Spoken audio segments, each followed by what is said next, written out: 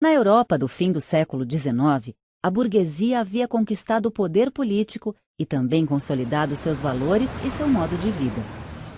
O clima era de progresso e otimismo, graças a um intenso desenvolvimento tecnológico e industrial. Mas essa atmosfera era abalada pela competição entre as grandes potências em busca de capitais e de mercados. As tensões geradas pelo imperialismo eram agravadas por 3 fatores diretamente associados ao começo da Primeira Guerra Mundial. O primeiro era a corrida armamentista, fomentada pelas novas tecnologias. O segundo era o nacionalismo, intensificado pelos conflitos territoriais nos Balcãs. E o terceiro era a política de alianças, pela qual as potências buscavam estabelecer acordos políticos, econômicos e militares. Ao longo de alguns anos, formaram-se 2 blocos opostos. A Tríplice Aliança, entre o Império Alemão, o Império Austro-Húngaro e a Itália, e a Tríplice Entente, entre o Império Russo, a França e a Grã-Bretanha. Em meio ao clima de tensão provocado por todos esses fatores, o assassinato do herdeiro do Império Austro-Húngaro acabou desencadeando o início da Primeira Guerra Mundial.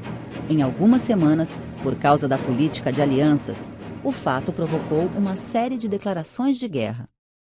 A primeira ocorreu em 28 de julho de 1914, quando o Império Austro-Húngaro declarou guerra à Sérvia, recebendo total apoio do Império Alemão. Em seguida, a esse grupo de países juntaram-se o Império Otomano e a Bulgária. Enquanto isso, os russos saíram em defesa dos sérvios, acionando os países da Tríplice Entente. A esse bloco se juntaram ainda a Grécia, a Romênia, Montenegro, Portugal e o Japão. Já os demais países do continente europeu permaneceram neutros até o final do conflito. Luxemburgo, mesmo ocupado pelos alemães, também se manteve neutro.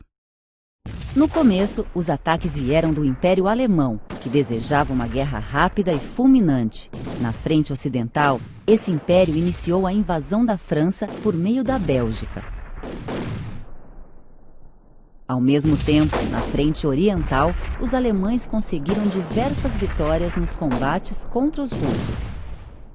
Em 1915, em troca da promessa de ganhos territoriais, a Itália entrou na guerra aliada aos países da Entente, mas as tentativas italianas de abrir uma frente de combate nos Alpes fracassaram. Enquanto isso, na Península Balcânica, os países da Tríplice Aliança mantinham o controle da situação. Em 1917, 2 importantes acontecimentos alteraram a composição da Entente.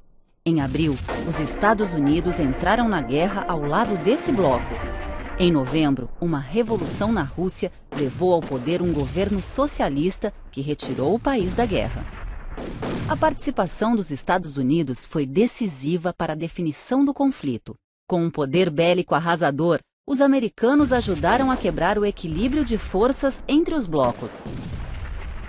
E assim, contribuíram para a vitória de seus aliados ingleses e franceses. Para negociar a paz, em janeiro de 1919, foi aberta a Conferência de Paris, liderada pelas potências Grã-Bretanha, Itália, França e Estados Unidos.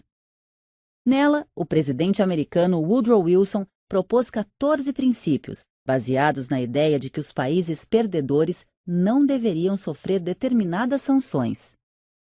Mas Grã-Bretanha e França não aceitaram essa proposta. Em junho de 1919, foi assinado o Tratado de Versalhes, que impunha à Alemanha diversas punições. Após esse tratado, os mapas da Europa e do Oriente Médio foram redesenhados. Desapareceram impérios como o alemão, o austro-húngaro e o otomano. Poucos anos depois, o Império Russo também deu lugar à União Soviética.